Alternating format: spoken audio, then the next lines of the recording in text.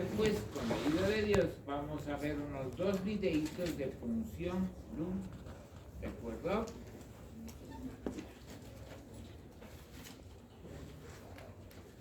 ¿Cómo vamos a hacer una punción lunar?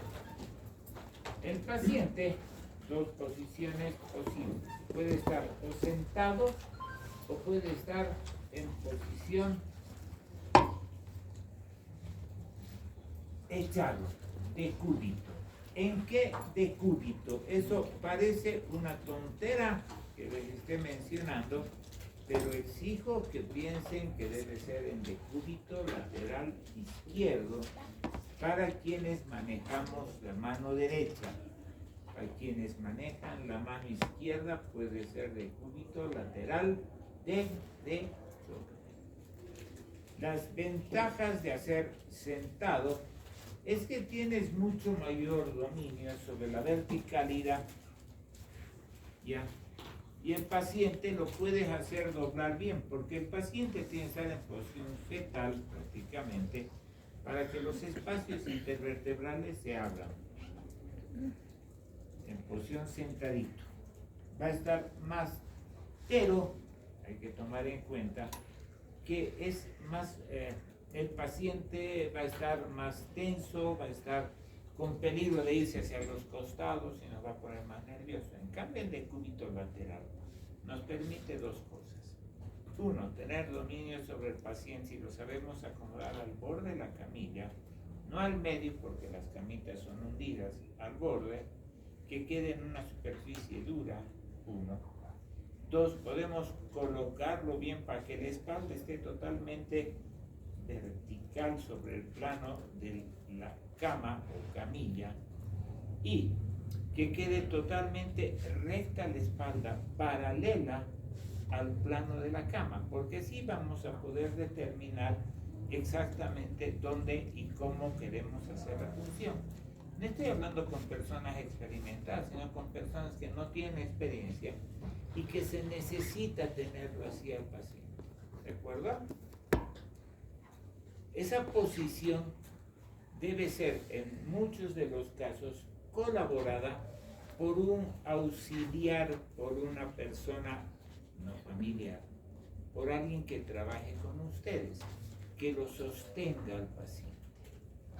Ahora, ya les dije en la anterior clase, me estoy olvidando, el consentimiento informado es previo. Todo lo que estamos hablando y en cada práctica, los que ya han pasado práctica han hecho un consentimiento, los que van a hacer práctica con todo esto, más lo que vamos a hablar, van a hacer consentimiento. Todos vamos a hacer un consentimiento informado que nos sirva para tener un principio básico de qué es esto, de qué es el consentimiento. Este paciente debe ser sujetado, echado en decúbito lateral, un bracito sujetando las piernitas y el otro bracito sujetando la cabecita. Tampoco es un Hulk que lo va a apretar al paciente, ¿no? Sino simplemente que lo sostenga. Ahora es lógico, cuando estamos echados de costado, ustedes duermen de costado, si se echan sin almohada, la cabecita se les va a caer, ¿no ve? Y eso va a jalar un poco los músculos. Una almohadita debajo de la cabeza, no hay problema aquí. No para el tronco, solamente cabeza. Y otra cosita, si alguna vez, son guaguas, no creo que tengan, les duele por cualquier motivo la espalda y duermen de costado, pueden ponerse una almohadita entre las rodillas, porque es lógico, si estoy echado de costado, una rodilla va a caer sobre la otra y la columna se va a desviar. Una almohadita entre las rodillas. Cuando una persona tiene dolor en pelvis por articulaciones, recomiéndenle que una almohadita delgadita se ponga entre las rodillas y va a calmar bastante la molestia. ¿Estamos? Con eso el paciente lo tenemos más o menos bien ubicado. Una cosa más cuando el paciente está sentado es que los anestésicos han mejorado mucho, es cierto, pero hay algunos que son hipobaros o hiperbaros. Y los que son hipobaros, si el paciente está sentado y pone el anestésico, inmediatamente se va a subir hasta arriba y va a anestesiar todo el cerebro. Y va a ser algo que no desean. Por una cesárea hacen que suba el anestésico hasta un cierto nivel, pero que no lo duerma, que no la duerma la paciente. ¿Estamos? Y cuanto menos anestesia, mejor para el bebé. O sea, hacen un nivel más o menos exacto para que el bebé no tenga tanta anestesia. ¿Me entienden? Es decir, siempre una anestesia sobre el bebé no es nada provechoso. ¿Sí? Se utiliza mucho. Ya hoy en día, la mayoría de las damas, tengo miedo y ¡zas! El anestesiólogo feliz le pone anestesia, pero la que sufre es la guagua. ¿Sí? Hay que tomarse en cuenta eso.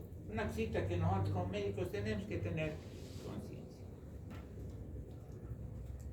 Se le invita al paciente, como decía, que flexione bien el tronco, a que esté bien en esa posición. Se identifican las crestas ilíacas. Se identifican las crestas ilíacas y se traza una línea entre las crestas ilíacas. Esta línea va a atravesar generalmente el cuerpo de L4, entre L3 y L4, L4 sobre todo. Acuérdense que la médula termina en L2. Ahí tendremos solamente raíces. Una vez que han identificado esto, por favor no hagan con lapicera, porque a nadie le gusta que le marquen el cuerpo. Ustedes no son animales para que lo estén marcando.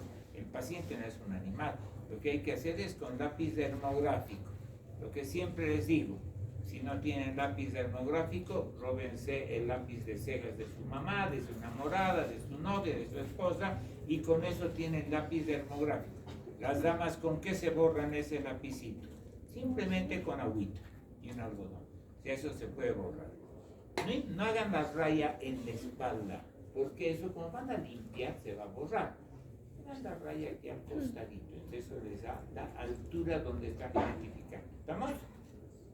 Una vez que han identificado, palpen todas las vértebras, desde L1, 2, 3, 4, 5, inclusive más arriba, pálpenlas bien, hasta abajo. Una vez, otra vez, las masas para vértebras. Ubíquense bien en su espacio.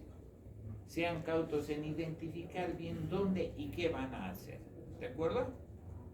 Una vez que han identificado qué van a hacer y dónde van a hacer, ya pueden empezar a pensar si tienen el equipo suficiente, como les he dicho. La punción la vamos a hacer entre L3 y L4. L4, L5 en caso excepcional. Más arriba no se recomienda, aun si no hay líquido. Ahora, el anestésico famoso se lo puede utilizar, la verdad, el doctor Fernández siempre les hago repetir lo que yo veo. Yo nunca he visto utilizar anestésico, ni aquí ni en Francia, en ningún lugar. Eso de poner anestésico, sé que lo hacen en muchos lugares, pero no es una práctica común. Se puede poner anestésico, o sea, eso vamos a charlar, porque se puede poner.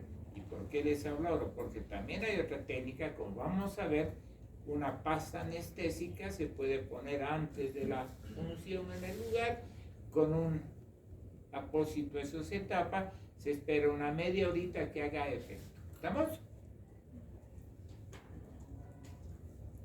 Una vez que tengo el lugar identificado, ya sea que haya puesto o no algo, voy a proceder a la asepsia. Siempre cuiden que su alcohol yodado no sea muy concentrado. El yodo es alergénico y si entra una milésima de gramo adentro puede causar algo. Entonces, el yodo se recomienda que no sea tan concentrado. Si es necesario aumentarle alcohol, háganlo para que sea menos concentrado el alcohol yodado.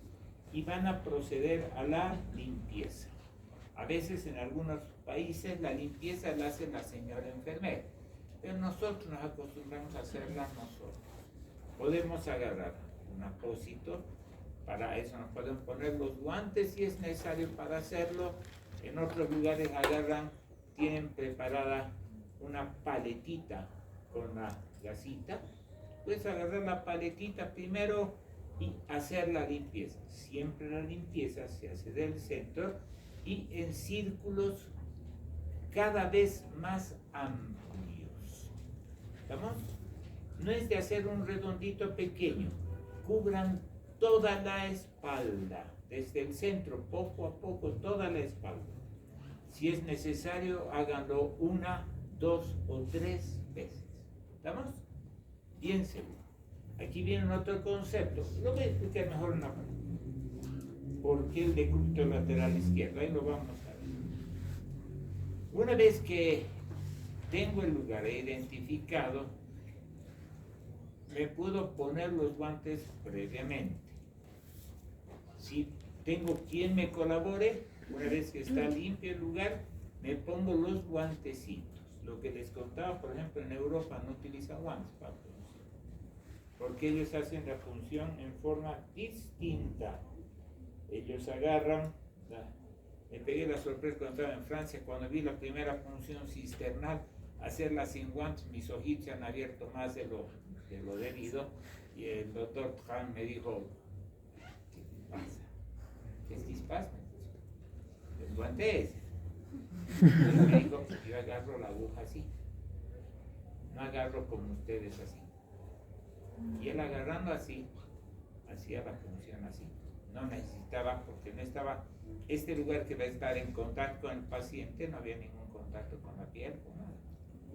Entonces no se van a sorprender. Pero mejor si se ponen guantes para que no hablen mal de ustedes. Hacen la esta. Están ahí con su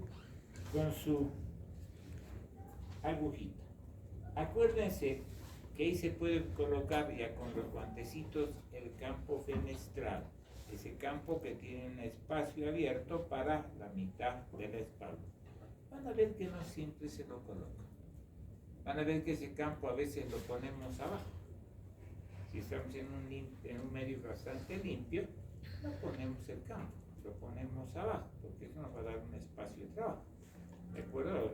Si tienen un otro campo, pónganlo un abajito, donde van a poder poner sus frascos, todo. ¿De acuerdo? Una vez que han hecho eso, se puede hacer el abón con la anestesia. Se agarra el anestésico con una jeringuita, con una buena agujita delgadita y se pone en el lugar de la punción, se penetra un poquito y se pone un poco. Acuérdense que el paciente ha bien doblado. El momento que pinchan, el paciente hace esto, por eso nosotros no ponemos, porque cada vez que pasa entrando más con la agujita, el paciente va haciendo esto. Entonces espacios tic, tic, tic, se van cerrando. Entonces, para mí es una tontería. Y van a ver que es poco práctico. Sin embargo, lo teórico dice eso. Pero no se preocupen por la anestesia. Una vez que hemos hecho eso, ya tengo el lugar. Ya tengo el lugar si quiero poner anestésico, este lugar está limpio, tengo el material completo, agarro la agujita y compruebo que funcione. ¿No ves? Una vez que compruebo que funcione, las agujitas tienen un bisel, no es puntita simplemente, tienen un bisel. Ese bisel debe estar mirando al techo de la sala donde estoy haciendo la punción. Está así, y el bisel está acá, estoy mirando al techo. ¿Estamos? Ese bisel, mirando al techo, voy a introducir. Y voy a pasar distintos planos. ¿Qué planos? La piel, tejido celular subcutáneo, el ligamento interespinoso, el amarillo. Se va entre las apófisis espinosas, voy a pasar otro ligamento, voy a llegar a la dura madre. Aquí vamos a sentir un pequeño sobresalto, dice. Ahora yo entiendo sobresalto cuando te dicen algo saltas, ¿no ves? Y eso no lo vamos a sentir. Va a ser una pequeña resistencia. Por eso les insisto que alguien les agarre un papel de una hojita tamaño carta, así bien estirado, y agarran la agujita del martillito de percusión Y no viniendo de lejos, porque si lo van a atravesar a quien esté agarrando la hojita más, sino apoyando sobre la hojita. Apoyan sobre la hojita y haciendo un poquito de fuerza. Ese es el sobresalto. ¿De acuerdo? La agujita, como hemos dicho, va a ser de la 18 a la 22. Generalmente la 18. Vamos a entrar con eso, con el bisel así, y con una ligera inclinación en dirección cefálica de la aguja de 12 a 15 grados. Ahí incluso se pueden levantar y mirar más o menos como apuntándole al ombligo. Como si estuvieran queriendo salir por el ombligo con la aguja, ¿sí? Van a hacer la punción en esa dirección. Van a atravesar todas esas estructuras. No entren fuerte, entren despacio. Acuérdense que delante están los discos, por ejemplo. Y les he dicho entre las complicaciones del nariz porque intentan y apretan y pueden causar daño. ¿Estamos? Entrar despacito. Y se retira el mandril. No lo retiren en forma brusca. Fíjense lo que hago. No lo retiren así, porque estás todo capo. Retires así, de repente se va a poner a chisguetear el líquido, porque pese a haber hecho un buen examen, un fondo de ojo adecuado, el líquido está aumentado, creciendo, va a empezar a salir como un chisguete por aquí. Y ese rato, como estás asustado, estás haciendo una punción, ¿qué te va a pasar? Que ese rato, ahora se ha apagado aquello. ¿Ah?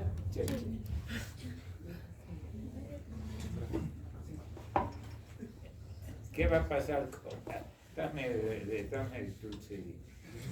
Agarra y ese rato vas a tratar de volver hasta que entran, pero ya estará un montón de tiempo. ¿Estamos? Retiren siempre poco a poco. Si ahí está saliendo el líquido, no jalen del todo. ¿Estamos? Ya.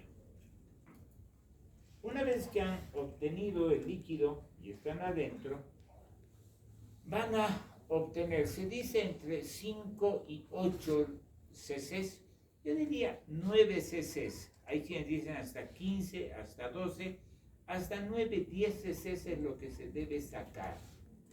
¿Se puede sacar más? Sí, en algún caso extraordinario hemos sacado más. Antes se sacaba para hacer hasta tratamientos. ¿Se puede sacar más? No es necesario. Una cosa que siempre les pregunto, y ustedes saben, ¿cuántas gotas son un cc? Eso aprendemos en medicina, 20 gotas igual un cc.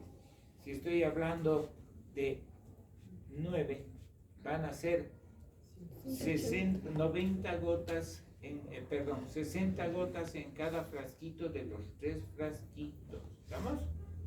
Así tenemos los 3 cc's en cada frasquito.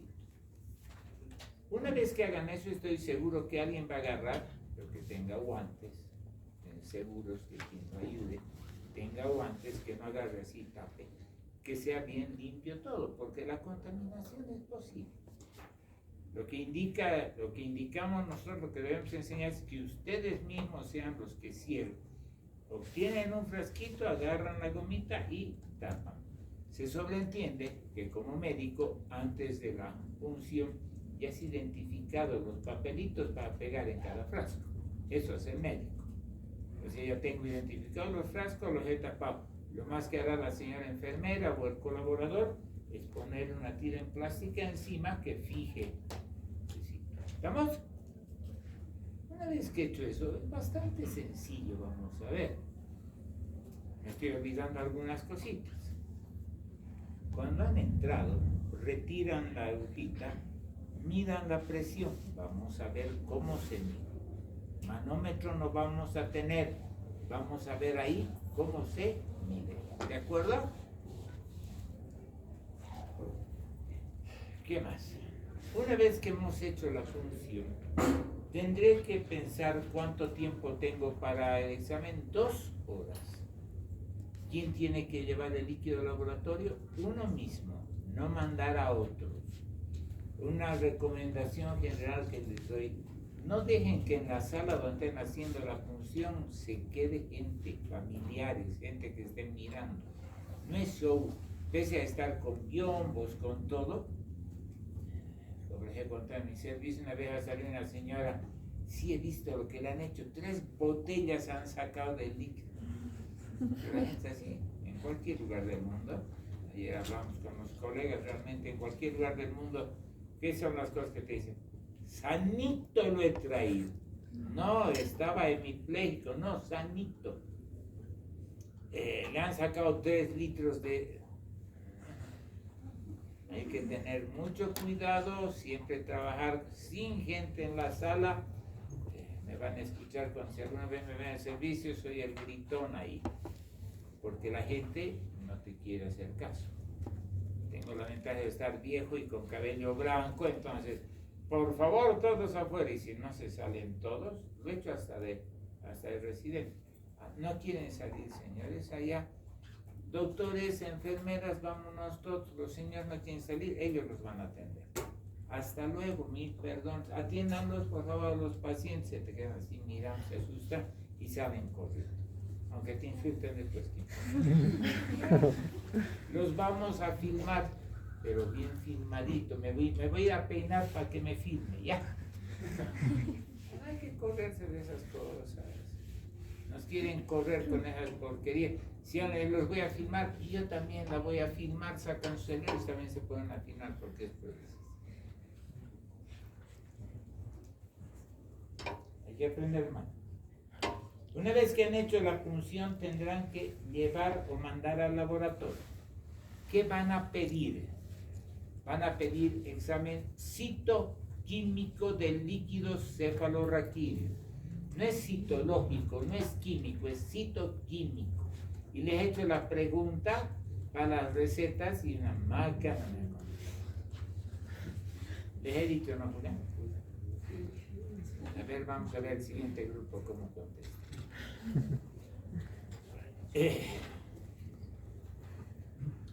Citoquímico. A eso le podemos aumentar el bacteriológico, le podemos aumentar los cultivos.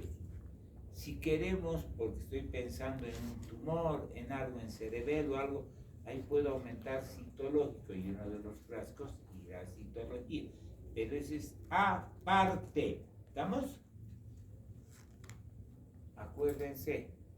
Y esto les digo ahora, y a ver, vamos a ver si se acuerdan si el paciente es una persona de 40 años, que resulta que hace un tiempo fue diagnosticado con HIV, va a tener mucho dolor de cabeza y un poquito de rigidez de nuca. ¿Quién les he dicho que está operando ahí? ¿Los que han hecho? El cripto. Y acuérdense, cuando escuchamos coco, quiere decir quién, hongo, ¿no ve? Cuando el médico escucha así, hongo, ¿en quién piensa? En la tinta china. Tinción por tinta china, eso no se olvide nunca. Hongo igual tinta china. Quiero hacerle una pruebita. Esta persona tiene honguitos en el dedito, que le hagan su raspadito, que vean. Hay algunos que hacen visión directa, pero siempre pensé, che, no será necesaria tinta china, porque, ¿qué he dicho? He dicho hongo, ¿no ve? Igual tinta china, eso piensa el médico, así. Y la otra cosita, que esto no lo aprenden mucho, pero a ver si se acuerdan, les he dicho en la anterior clase que la segunda causa también les he dicho cuando hemos hablado de síndrome de meningio, la segunda causa es hemorragia subaracnoidea, presencia de sangre con el líquido cefalorraquídeo. Ahora, cuando tengo esa mezcla de sangre y líquido, ¿qué tengo que hacer? Necesariamente tengo que pedir que me digan si hay esa sangre, pero no es una sangre que ha salido hace un minuto. Por si es hace un minuto, es una punción traumática, es una sangre que está ahí hace o por lo menos horas. Y el glóbulo rojo fuera del vaso no vive, se muere rápido. Y cuando se muere, ¿qué se llama? Crenocito. Entonces le pondré, si pienso en una hemorragia subaracnoidea, recuento de crenocitos. Acuérdense esos términos. ¿Son difíciles o no? Cuando uno termina la función, retiro la agujita, pongo un apósito. Les van a decir siempre que pongan inyección, muevan en círculo para mover los planos, ¿no ves? No sé hasta qué punto eso es efectivo. ¿De acuerdo? Ahora veremos qué ha pasado aquí. A ver, traten de encender de nuevo ese bicho de allá.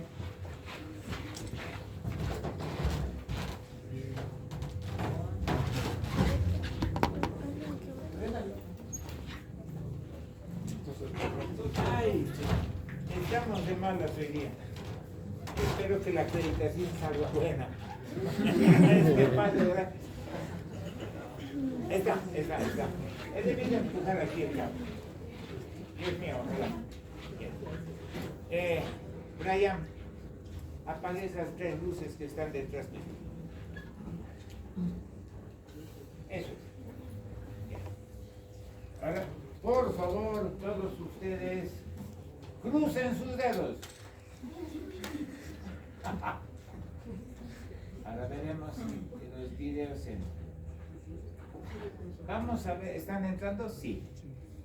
Vamos a ver los de fondo, de oro, vamos a ver después. Vamos a ver primero este, que es el del New England Journal of Medicine. Ahora, ¿con qué derecho estoy ahí? No me digo. Sí. ¿Sí o no? Sí. ¿Quiénes han dicho sí? ¿Sí o no? Sí.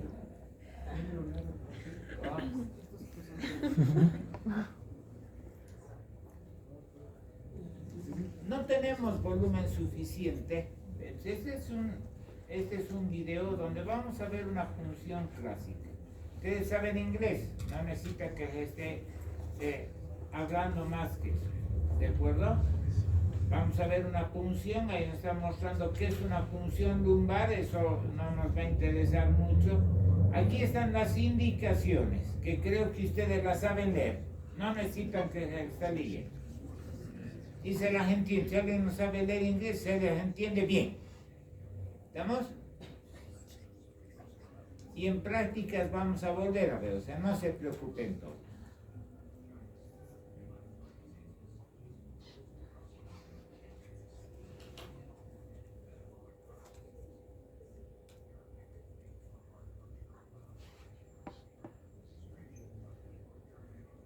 Eso es la quimioterapia, está diciendo. A ver el volumen. Patients with cardiorespiratory compromise may worsen as a consequence of the physician Contraindicaciones. or lumbar puncture. The procedure should also be avoided in patients with signs of cerebral herniation, incipient herniation, or increased intracranial pressure, and in those with focal neurologic signs. In such patients, cranial CT should be performed before lumbar puncture, although CT may not reveal signs of increased intracranial pressure.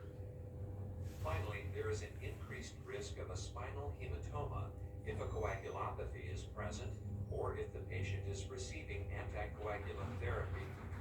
Patients who have previously undergone lumbar surgery should be referred to an interventional radiologist.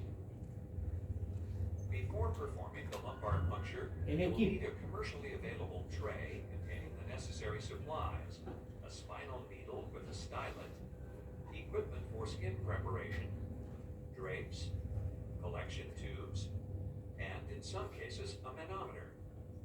Typically, a 20 to 22 gauge needle is used, with the length ranging from 1.5 inches or 3.8 centimeters for infants to 2.5 inches or 6.3 centimeters for children and 3.5 inches or 8.9 centimeters for adults.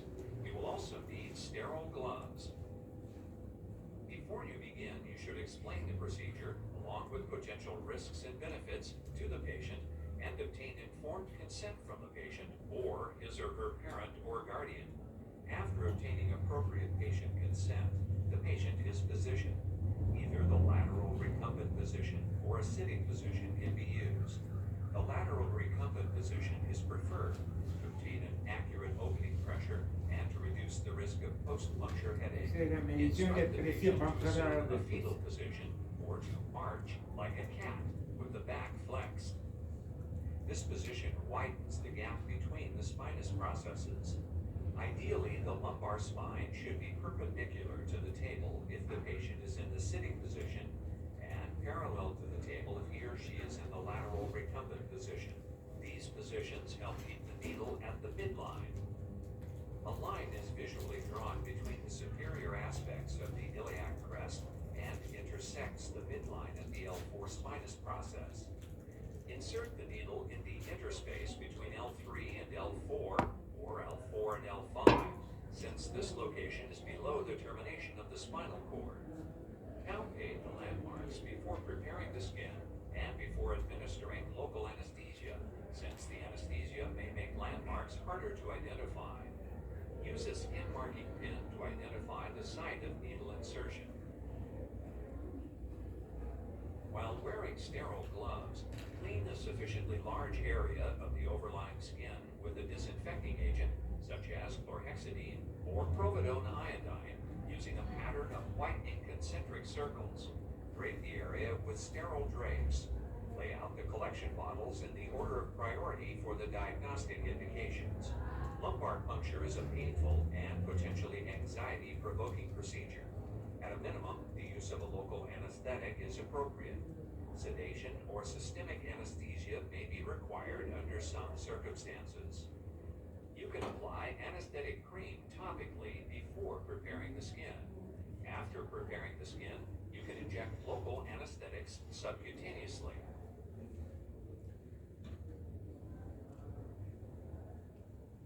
Identify the anatomical landmarks once again and insert the needle with stylet firmly in place in the midline at the superior aspect of the inferior spinous process, directing it at an angle of approximately 15 degrees, as if aiming at the patient's umbilicus.